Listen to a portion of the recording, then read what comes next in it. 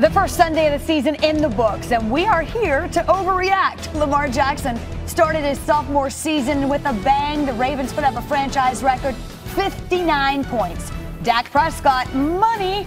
He matched Jackson's perfect passer rating as he looks for a contract extension from his current team. And on the other side, the Browns fell flat after an offseason of hype. We'll talk about if Cleveland really is who we thought they were. Jacksonville down a quarterback. Offseason addition Nick Foles out and on IR after breaking his left clavicle. That leaves rookie sixth-rounder Gardner Minshew as the starter. Questions for what's next for the Jags. And the defending champs looked as scary as ever, blowing out the Steelers in Foxborough. On top of that, the Patriots are also set to add a certain wide receiver today, just in case you haven't heard. Oh, boy. Week one almost in the books. 2 games to go. I'm Wendy Nix, Chris Mortensen, Ryan Clark, Tim Hasselbeck. This will be our Monday crew each and every week, so get ready, gentlemen. I use that loosely, to overreact, okay? Because that's what we do. But we'll start with this. Wow. From Pittsburgh to Oakland to New England, what a long, strange trip it has been. After a brief and disastrous tenure as a Raider, Antonio Brown released on Saturday, securing a 1-year deal worth at least $10 million from the Patriots. Shortly thereafter, they've since added an option for 2020 worth $20 million. Both Patriots and Steelers alike had comments, or perhaps better noted, lack thereof, about Antonio coming to Foxborough. Yeah, I think everybody's excited to add, great players. It helps everybody when, you have great players that are sharing the burden of a tough football season. So I think, like anything else, whether it was Josh last year or Phillip when he got here a few years ago late, and then, this year Antonio, how much can you learn and process and get in here, and we're all going to work hard and try to get up to speed as fast as possible. Antonio's Antonio. He's gonna figure out his own way, just like everybody else had. I'm not specifically worried about anything relative to Antonio Brown. I'm worried about the guys in that locker room and the quality of our execution and what we did or didn't do. Antonio's been off our team for a number of months. That we moved on from that stuff in March. Ben, your thoughts on Antonio Brown joining these guys now? Whatever. Mike Reese joins us now from Foxborough, and we'll start, of course, with the latest on Antonio Brown as he gets set, Mike, to join the Patriots. Well, Wendy, Antonio Brown arrived here at the facility at 6:58 a.m. this morning. One reason we know this, his official Snapchat account. He posted a picture right in front of the facility with that time on the picture. And it sparks an obvious question. I mean, we know Antonio Brown loves social media. We know all about the Patriots' button-down culture. How will those two things mix? Bill Belichick having nothing of it. Over the last 2 days, he is not commenting on Antonio Brown, saying the signing isn't even official. So check this out, a little bit behind the scenes, a conference call this morning with Bill Belichick. I had a little Q&A with him when I asked him about players and social media. Many players around the league are engaging on it, and what they do is often reflected on the teams that they play for. So I'm curious how you manage that with all your players to ensure it doesn't compromise what your team goals are.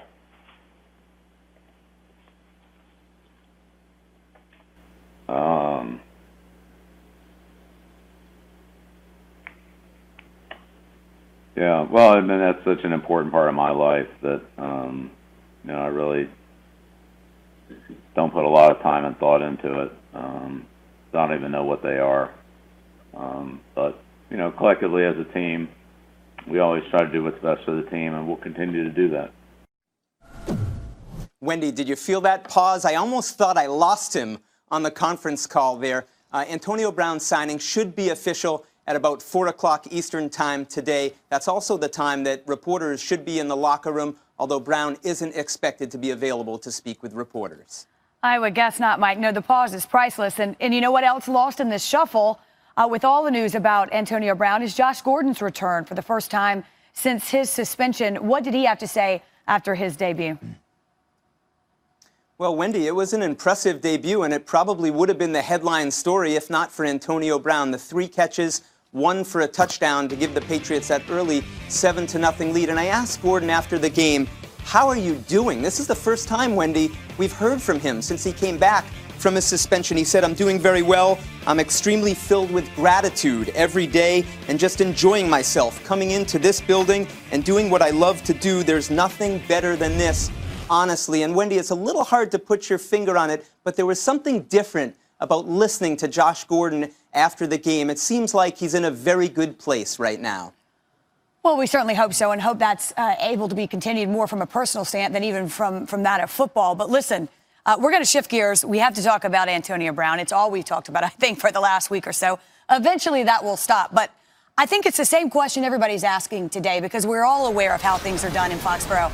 So here on this Overreaction Monday, I mean, does it get any better than overreacting about Antonio Brown? I don't think so. Antonio Brown will get in line with the Patriot Way. Is that an overreaction or not, Ryan? It's not an overreaction. And to say he will? To say that, yeah, well, to say that he will get in line because when you look at Antonio Brown, the reason everybody was so mad at me and they all thought I was wrong is because he had the world fooled, right? We saw the smile and the charisma and the personality. We also saw what a great player he was because he understands how to get along when he wants to. He understands how to get what he wants. And we saw it a little bit with his social media interaction after Ben said it ruined the friendship. And he said, never friends. I was trying to get my ends up. What that said to me was he understood how to play the game, how to move within the organization, within the team, to get the things that he wants. He understands what he has to do to perform in New England. He understands how he needs to work in order to get the ball. The one thing about Antonio Brown, when he wants to be on time at the meetings, he is. When it's time to work on football, he's there to work and he works hard. He understands those things. And also, if you watch Tom Brady and Josh Gordon last year, he forced the ball to him in some situations to make sure he got his attempts and opportunities at the ball. He will also be a big part of making Antonio Brown comfortable as far as the field is concerned. And I think that will happen. It's an overreaction for me, though, in terms of Brady trying to get him involved at times. And the reason I think it's an overreaction is in New England, I feel like you have to earn the trust to feel like you belong and you are part of the Patriot Way. And I don't think that you can fake it there. I don't. I think that you, in order to kind of be in the circle of trust, you have to be okay with another wide receiver getting targeted twice as much as you, having more production than you. You've got to be okay with that when your team wins. I don't think Antonio Brown's wired that way. I think he's wired too selfish to be okay to watch Julian Edelman have a game where he has 11 catches and Antonio has 2. And Josh Gordon scoring 2 touchdowns and he doesn't score any. I think that'll bother him. And we've seen in New England, that's just what happens. There are weeks where guys just disappear because that's what the game plan is. It is what happens. And also, in addition to that, there's not a lot of room for public or visible frustration. I'm sure, like any team, you can feel what you feel, but they don't want to hear it. And they sure don't want to see you pouting. And they don't want to see or hear your fits. And I'm just not sure that will be the case. My question is what happens then, but we'll get to that, I guess. We'll see. Well, it is an overreaction. I agree with Tim, although I acknowledge that Ryan knows more about this individual than either one of us. But here's the thing about it is, this is a receiver, by my understanding from talking to Steeler coaches, some of them there, some not still there, is that this, even as productive as he was, being in the right spot at the right time is not necessarily always his thing. Ben Roethlisberger could play off platform. Tom Brady, I'm not so sure can. That trust thing, can he be trusted? I don't necessarily believe it. As far as social media goes, he's more than active on social media. He's addicted to social media. Yeah, Tom Brady's on social media. I mean, Julian Edelman's on social media. He's addicted to it. He even said it's his brand. He's building his own brand.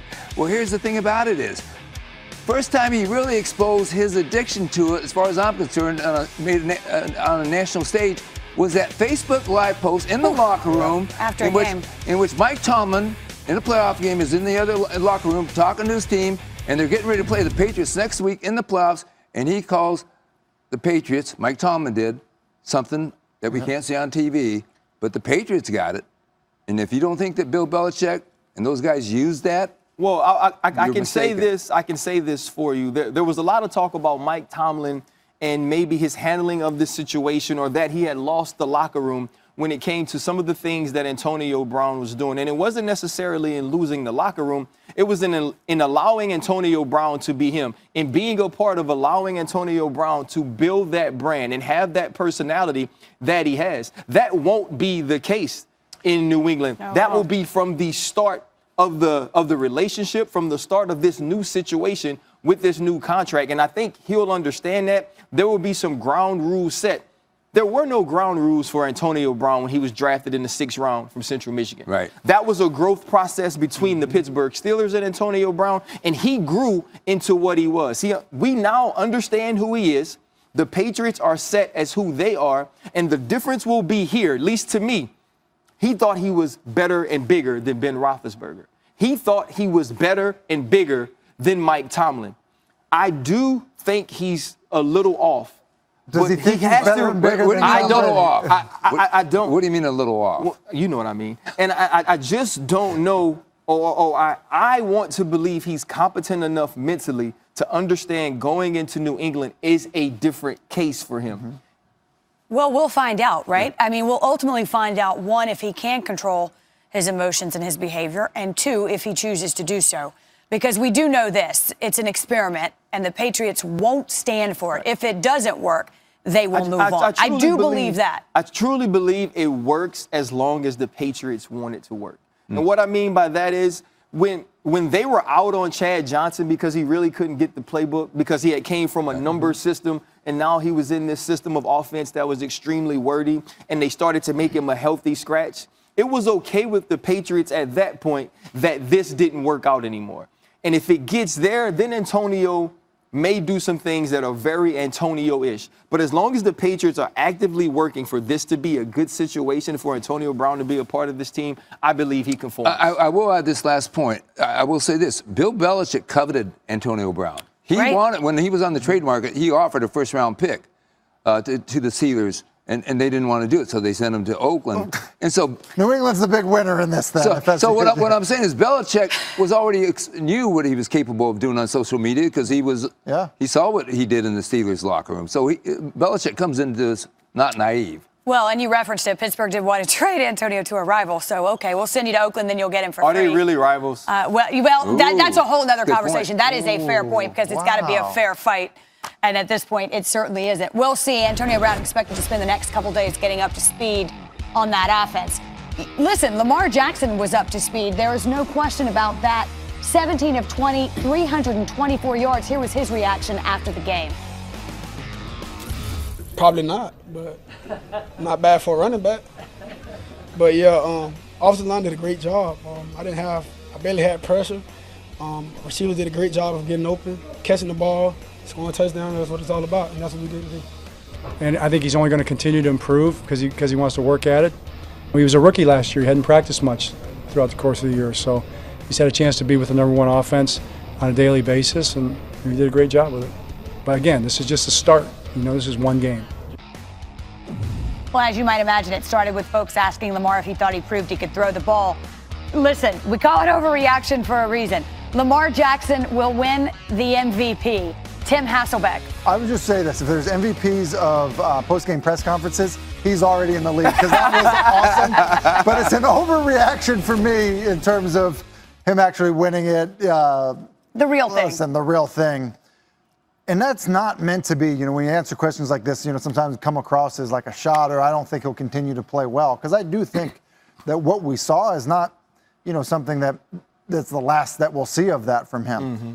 I think the Dolphins are a bad football team. I think, a new offense and a new scheme and the uncertainty of what you're defending comes into play with that. And I think ultimately what will happen too is there will be teams that they don't run the football as well against, and he will get banged around a little bit. And I think it changes. You need to be able to see somebody play when they're nicked and banged up throughout the season. So I think we'll have a good year. I think that offense will be tricky to defend. But I don't think he wins the MVP. I also think this is an overreaction, and it's really a shame that the question is posed this way. Blame Wendy, it was her idea. Right, because, you know what? This one actually wasn't. I'll take credit when it's due. Because this could be a situation where we actually praise him for seeing something not many of us expected, and we expected that he had an opportunity to progress as a passer and that he would be better than last year because, let's be honest, it's hard to not be. Right. But the way that he threw the ball, some of the accurate passes that he was able to make downfield, even the quick slant to Marquise Brown was put in a place where he can catch it with his hands and was able to get yards after the catch. These weren't things we got an opportunity to see last year. Now, it was 7-on-7. There wasn't a lot of pressure, and they did have some guys that worked to get open. But there was a progression from what he was as a rookie, as a passer. And I think if you're the Baltimore Ravens, you have to be excited about that. But we're not confused. He won't be Patrick Mahomes. He won't be Aaron Rodgers. And luckily for the Ravens, he doesn't have to be. Well, and few are in that vein. Yeah, and so I think it was a good first week outing, and you have to be excited if you're a Ravens fan. It is an overreaction, but with this caveat. If the Ravens win the AFC North, he is going to be in the MVP discussion. And this is a team, listen, I did a lot of work on Lamar Jackson going into the draft because he was, to me, the biggest mystery of all those guys. And what I found out, talking to his former Louisville offensive coordinator, Garrick McGee, they thought some things about him when he came on campus at Louisville, saying he's too good of an athlete, but we're not sure he can play quarterback. He said, but if you learn how he learns, if you're willing to adapt to his exceptional physical ability, you are going to be richly rewarded. And Bill Parcells himself said it's up to the organization and the coaches to adapt to the talent, to learn how he learns, and to put it to play. I think that the Ravens embraced it, and they embraced it in the offseason, not only with the scheme they're going to be running, but with the personnel they have put on the field, including Marquise Brown, the rookie receiver from Oklahoma. So, yeah, I think it's an overreaction, but I think it's possible he's in that discussion at the end of the year. Well, it sort of comes full circle to that discussion we often have about the right fit also. Yeah. You know, the right player landing with the right team, and it can make all the difference. I mean, the other side of that coin, Josh Rosen, a different situation altogether. But we'll see. For Ravens fans, you hope there's more to come. Speaking of more to come, there are 2 more games, as if yesterday or the weekend wasn't enough. After the break, we'll head to New Orleans to talk Saints and Texans down in the Bayou on Monday Night Football. And the moments that made you scratch your head, the plays that made you say, wow, we've got them all. Our first edition of Sunday Standouts. Throws and it's intercepted. It's picked off by Malik Hooker. A one-handed snag. Holy smokes.